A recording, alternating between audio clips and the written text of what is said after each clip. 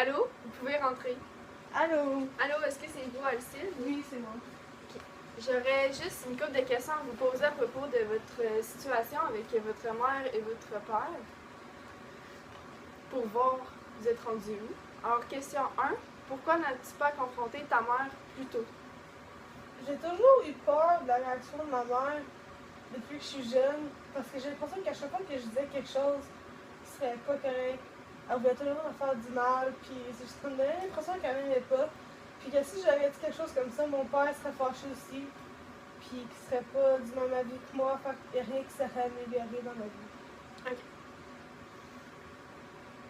Alors, maintenant que tout est terminé avec votre mère, qu'aimerais-tu faire? Rejoindre votre père même si il a fait une erreur, aller à une autre femme? J'irais quand même vivre avec mon père, plus loin que ma mère, parce que je me dis que même si mon père il aurait trompé ma mère avec Véronique, tout arrive pour une raison. Puis ben, Véronique, elle ferait sûrement plus une meilleure mère que Cocolette. Puis c'est sûr que là, je vivrais plus une vie normale que ce que j'avais avant. Vous croyez vraiment que tout arrive pour une raison? Oui, parce que si mon père ne serait pas parti au Pérou, qu'il n'aurait pas rencontré Colette, ben, je serais encore avec ma mère dans une maison pour vivre une vie qui n'est pas normale. Ok. Serais-tu toujours intéressée de voir ta mère? Non, pas après ce qu'elle m'a fait. Parce que là, j'ai réalisé que c'est vraiment pas normal de se faire toujours maltraiter comme ça pour sa propre mère.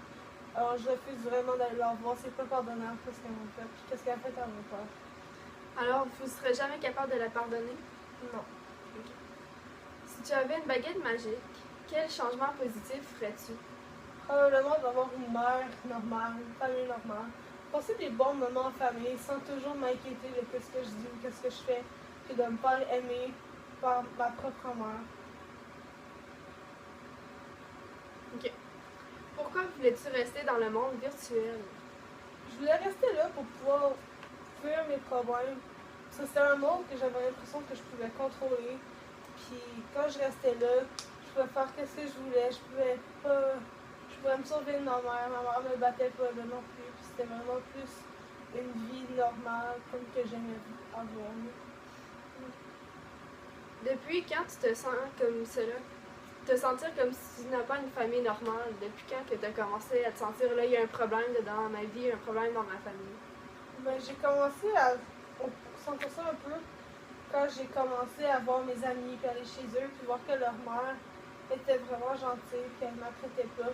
Puis de voir comment ma mère elle réagissait aussi avec les autres personnes, comparé à comment elle réagissait avec nous. Parce que c'est pas normal que la mère d'un enfant comme la mienne soit méchante avec eux quand il n'y a personne autour. Que quand il y a quelqu'un, elle devient la maman la plus gentille du monde. Ok.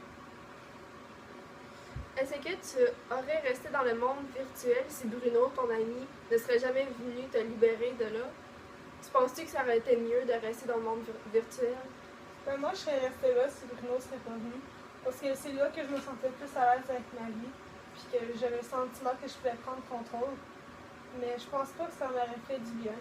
Rester là trop longtemps. Parce que j'aurais sûrement resté pris là. Puis je serais jamais revenue voir mes parents. Puis ils auraient sûrement juste empiré la situation. Ok. Alors, ma dernière question.